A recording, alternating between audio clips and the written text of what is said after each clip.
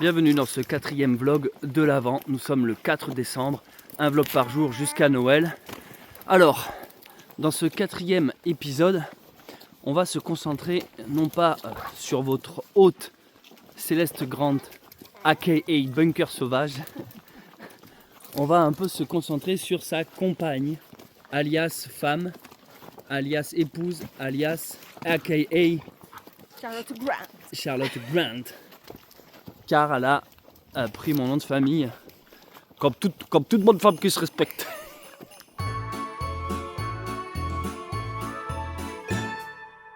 Alors je vous l'ai dit, ces vlogs, ça parle de tout et n'importe quoi. J'allais dire, alors aujourd'hui, ce sera la case n'importe quoi. C'est pas ce que je voulais dire, mon épouse. Ne divorce pas de suite, s'il te plaît. Attends, je me reprends. Dans ces vlogs, on parle de tout et surtout de rien. Non, parce que... Oula. Bon, je vais commencer autrement. Dans ces vlogs, on aborde divers sujets. Des fois la randonnée, des fois la spiritualité, des fois la paternité, des fois la parentalité, qui peut sembler être proche de la paternité, mais en fait la paternité et la parentalité, c'est exactement pareil. On pourra faire des petits... alors c'est pas un hors-série, parce qu'il est totalement dans la série, il est dans le lore inclus dans le canon, le mec il est persuadé que ces vidéos, Bunker Sauvage, c'est un lore profond quoi. Aujourd'hui je me suis dit que je voulais faire un épisode consacré à celle qui accompagne dans mes vidéos, mais surtout qui m'accompagne dans la vie de tous les jours depuis qu'on s'est rencontrés. Je crois qu'on a dû se quitter 48 heures grand max depuis qu'on s'est... Et encore c'était parce que j'étais constipé aux toilettes quoi. Donc dans cet épisode on se concentre un peu sur Charlotte pour celles et ceux qui ne la connaissent pas beaucoup. Car vous êtes nombreux à chaque fois à dire tu parles trop, t'as une sale tête, t'as l'air fatigué. C'est chiant, je préfère les autres chaînes YouTube qui parlent de rando. T'as l'air barbu. C'est dur aujourd'hui. Ouais, aujourd'hui on n'a pas la fougue. C'est épisode 4, on a déjà la flemme. Épisode 4, on a déjà envie d'annuler le projet. Non. Donc Charlotte, commençons par toi. Donc tu es née en Belgique. Moi je suis née en Belgique, oui. Donc ça fait de toi une Belge. Une Belge. Ok. Est-ce que tu bois des bières? Oui, je bois des bières. Mais bon, là pour le moment, zéro alcool. Enfin, bière, 0% d'alcool. Vu que j'allais être bébé. Oui, voilà, parce que quelqu'un a dit dans l'épisode précédent, ah, si Charlotte ne boit pas d'alcool, c'est qu'il y a un deuxième bébé en cours de route. Non, pas spécialement. Non, c'est juste qu'elle allaite. J'allaite et il faut pas que ça passe dans le lait. Dans le lait, tout simplement. Quel était ton parcours scolaire, puis ton boulot, tes boulots que tu as fait? Allez, ceux qui m'ont le plus, on va dire, touché au cœur, c'était hypothérapeute. Celui-là, c'était vraiment le boulot que j'ai adoré. Donc hypothérapeute, c'est le métier de, on va dire, moniteur qui est là, qui fait de la médiation avec le cheval et les personnes dans le besoin, handicapées le plus souvent. Peu importe que ce soit moteur ou mental. Donc voilà, on est là pour accompagner la personne avec le cheval. Et le cheval amène vraiment ce côté triangulaire qui permet à la personne de vraiment tout relâcher. Donc en gros c'est du soin par équitation. Oui, mais ça c'est quand même plus poussé quoi. Le cheval amène vraiment une note. En gros vous mettez un handicapé sur un cheval et puis hop. Vraiment au niveau émotionnel c'est très puissant. Donc moi ça a vraiment été le boulot que j'ai adoré. Donc hypothérapeute. Hypothérapeute. Et t'as suivi une formation pour faire ça? Oui c'est ça, voilà. En Belgique? En Belgique. D'accord, ça c'était avant qu'on se rencontre? Oui. Très bien. Ensuite j'ai travaillé comme psychomotricienne. D'accord. Ça j'ai beaucoup aimé aussi. Psychomotricienne, c'est quoi le concept? Psychomotricienne c'est le travail d'une éducatrice, on va dire, qui travaille tout au niveau du moteur et du psychique de la personne. Avec des enfants, des adultes? Tout. En fait, ça part de la crèche jusqu'au home, mais vous appelez ça les étreintes. Ouais, les maisons de retraite, les EHPAD. Voilà. Donc ça, En Belgique, fait, ils disaient un home. C'est de là aussi que j'ai pu faire hippothérapeute. Ah oui, d'accord. C'est pour ça que j'apprécie beaucoup la psychomotricité. Parce que voilà, en fait, psychomotricienne, s'en est découlé l'hypothérapie. En fait, on utilise différentes médiations pour pouvoir extérioriser des choses. D'accord. Donc par exemple, en crèche, ça va être beaucoup le mouvement, la construction, la démolition, passer par dessin, par la musique, le langage du corps. En fait, tout ce que l'enfant va garder à l'intérieur, il va pouvoir l'extérioriser par différentes manières. D'accord. Dont le cheval qui en faisait partie, mais il y a aussi la natation, enfin c'est très très large en fait, Oui. la psychomotricité. Travailler avec des personnes handicapées, avec des personnes plus âgées, avec des personnes tout simplement en rééducation, Ouais. ou des personnes avec un trouble psychique, dépression ou autre. D'accord. Voilà, donc c'est très très large. En plus maintenant en Belgique c'est passé à 5 ans d'études psychomotes et moi je l'ai fait en une année. Ah oui, d'accord. C'était la dernière année qu'on pouvait le faire en une année et je vous assure que ça a charbonné quoi. Ok. Combien de temps t'as fait ça? Psychomote je l'ai fait 2 ans je crois, 2 ans, mais vu que j'ai fait un parcours un peu comme ça, c'était un peu par là, puis de ça, donc on va dire 2 ans dans le global.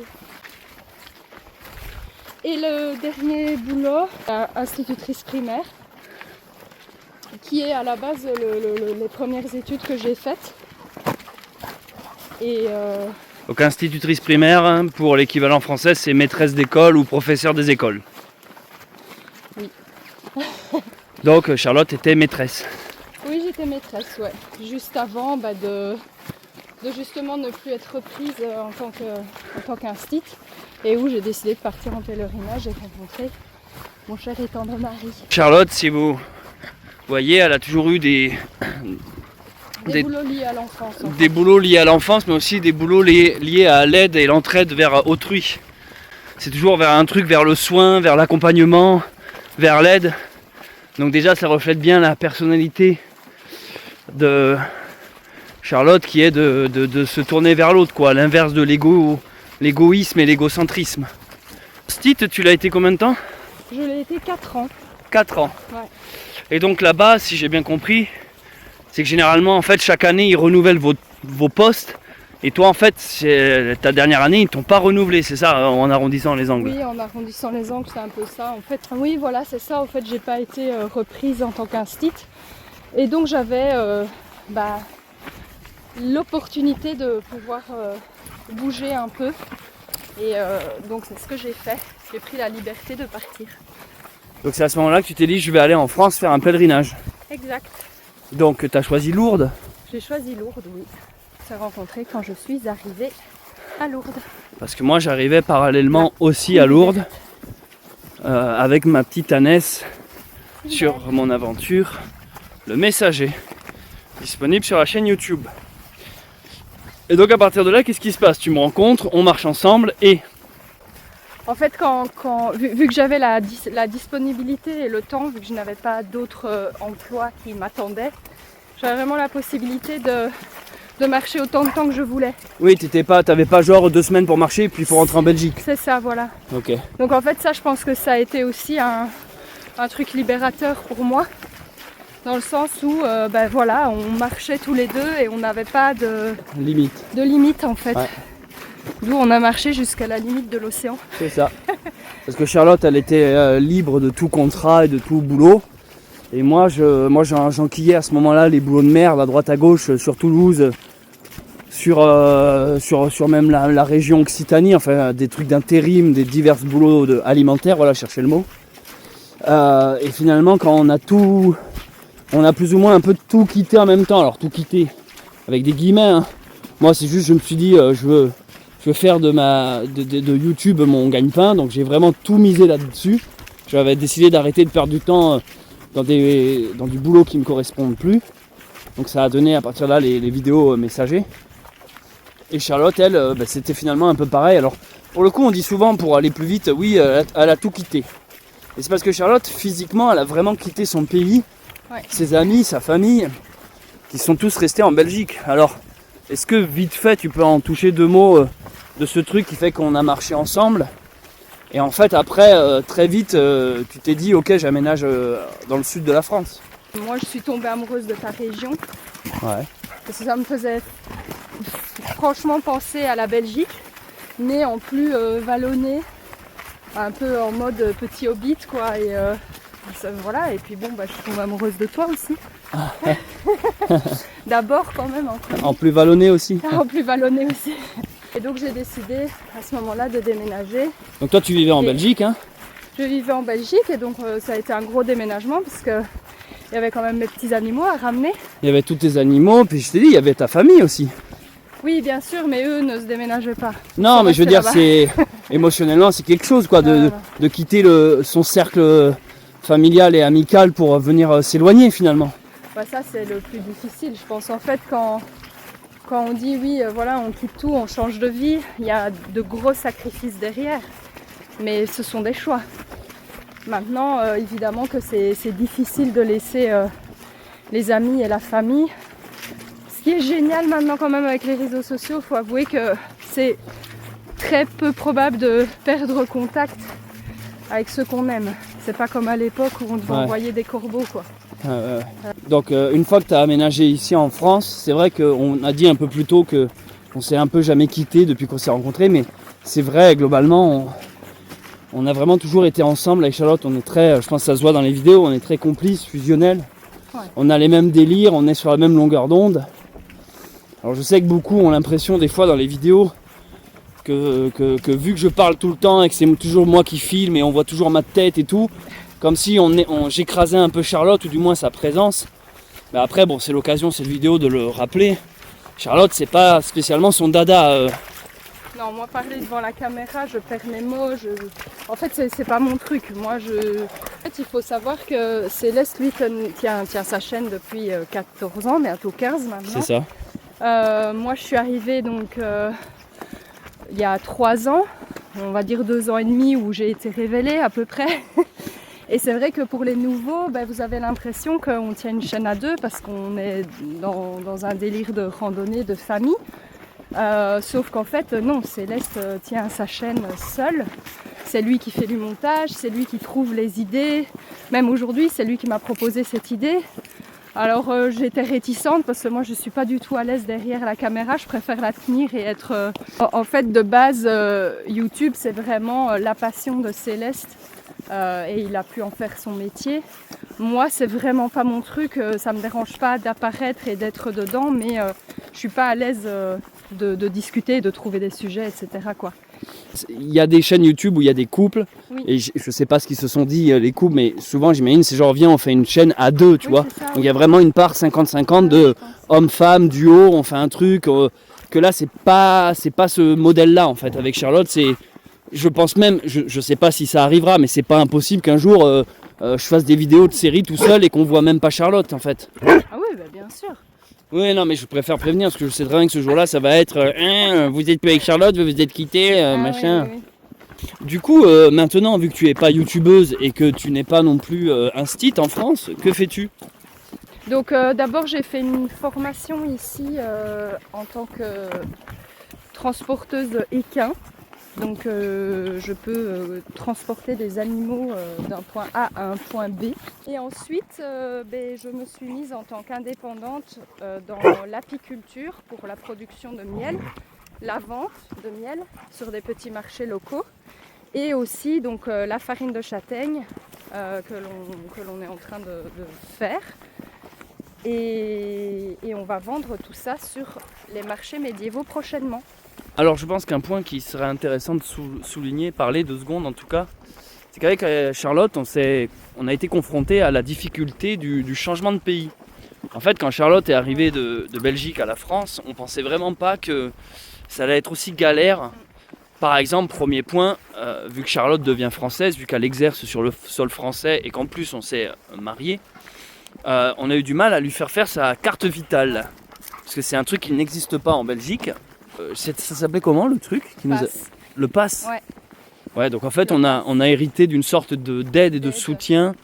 d'une asso. Alors je sais plus si c'était une asso ou enfin c'est un organisme en fait On prenait tout en charge. qui prenait tout en charge. Et en fait, c'est justement pour les étrangers. Alors en fait, c'est pour les gens qui ont besoin de soins sur le sol français, mais qui n'ont pas encore de carte vitale ou qui n'ont pas leurs papiers ou qui ne sont pas régularisés.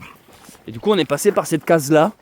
Mais ça nous a fait un peu bizarre, si vous voulez, parce que vu que la Belgique est quand même un cousin de la France et qu'on est tous en Europe, on pensait pas que ça allait être aussi galère. Bah, ça a mis 1 an. Ouais, ça a mis 1 an. C'est-à-dire qu'à partir du moment où Charlotte a demandé les papiers, on pensait pas, si vous voulez, que ça Non. allait être aussi compliqué. En fait, en étant citoyen européen, on pense pas à ça. On se dit tout va être fluide, on s'envoie les papiers, machin, sauf qu'il en manquait en Belgique, il en manquait en France. C'était tout le temps redemander les mêmes papiers. En fait, il y a toujours un frein quelque part quand c'est pas une banque qui Ouais, dit non, ça n'est pas c'est ça. validé parce que machin. C'était ma mutuelle. C'était mutuelle, après c'est la ouais. mutuelle, c'est les assurances et Ouais. machin. Ça, on a vachement galéré et On s'y attendait pas. Non, on s'y attendait pas. Et si je vous en parle là, c'est parce que je sais que peut-être il y a des gens qui sont dans cette situation Ouais, aussi. ouais. Et nous, vraiment, ça nous est tombé dessus. Et c'est vraiment le genre de truc administratif que t'as pas envie de faire. Et qui est Et c'est beaucoup trop long. C'est des mails, c'est des appels. C'est après, souvent, c'est des. Je me rappelle ah, on vous rappelle dans 3 semaines. Donc t'attends 3 semaines en ayant l'impression que ton dossier avance. Et en fait, au bout de 3 semaines, tu rappelles. Ah oui, non, on sait plus. C'est qui déjà? C'est qui déjà? Vous êtes Ah qui non, vous? êtes perdu. Ouais, on fallait tout Non, recommencer. on a pas de dossier. Et l'autre truc où on a eu une galère aussi concernant les papiers, c'est sur les véhicules. Ah là là. Parce que du coup, Charlotte, elle est venue avec 2 véhicules. Elle a sa voiture, qui est notre unique voiture actuellement. On a fait le demande de transfert de papier, d'un papier belge à un papier français. Ouais. Ça s'est fait vraiment rapidement.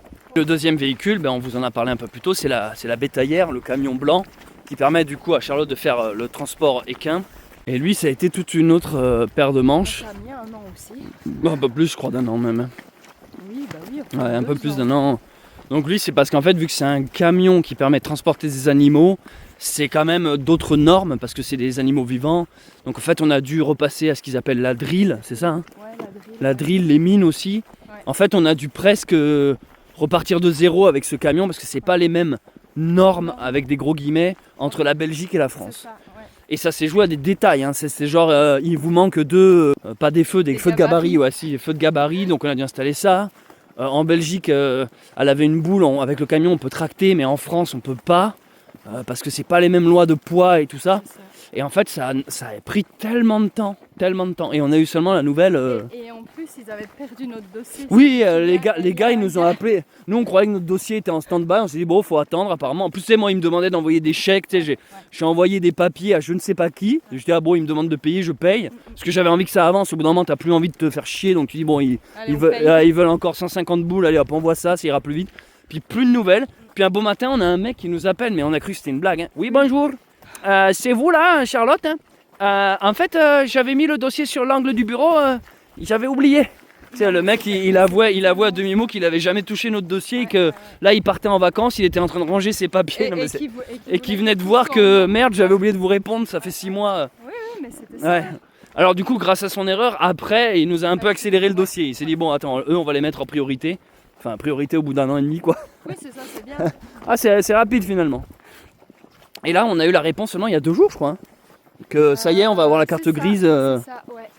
Et c'est pour vous dire qu'à un moment, on s'est même demandé si on n'allait pas le laisser immatriculer belge. Du coup, voilà pour le camion. Donc il est à jour enfin.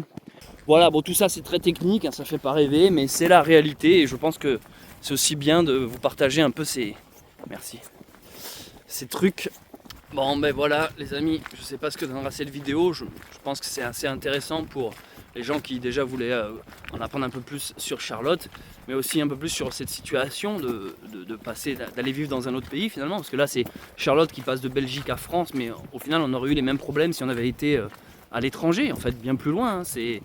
On a été confronté à ces trucs-là. Là nous on arrive à nos chevaux, c'est le moment où on va leur donner du foin et passer du temps un peu avec eux.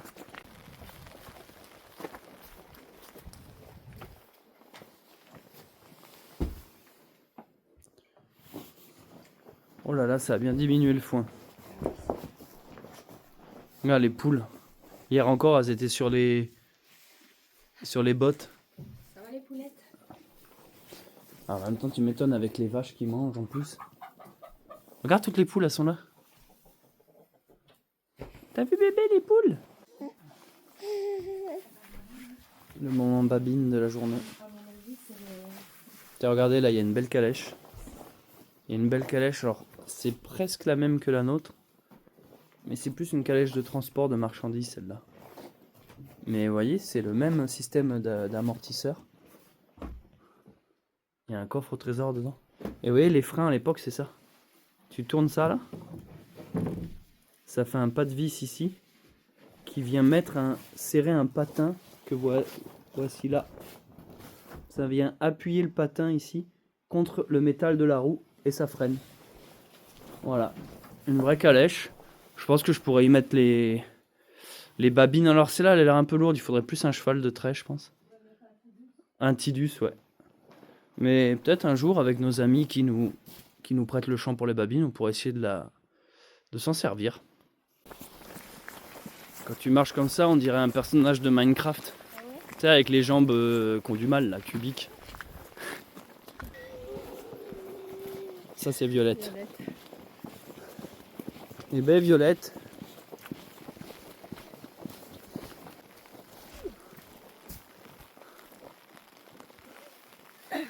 Babine. J'ai pris la Violette. caméra. Tidus. Ben voilà pour la vidéo d'aujourd'hui, j'espère qu'elle vous a plu. Je vous dis à demain pour le vlog suivant. Et n'hésitez pas à commenter, poser vos questions. On y répondra dans le vlog suivant du coup. Allez, ciao.